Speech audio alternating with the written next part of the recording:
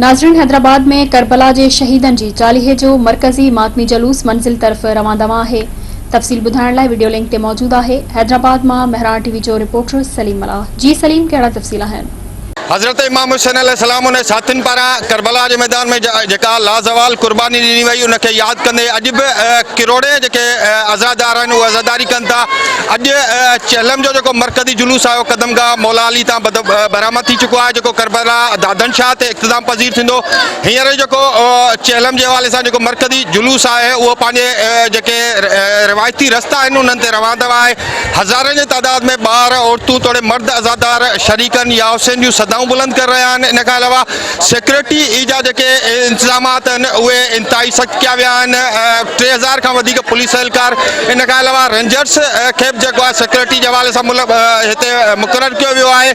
56 जेके मुख़्तलिफ़ गलियूं आहिनि उन्हनि खे सील कयो वियो आहे, जॾहिं त जेके बुलंद इमारतूं आहिनि उन्हनि ते शार्प शूटर्स बि मुक़ररु कया विया आहिनि। जी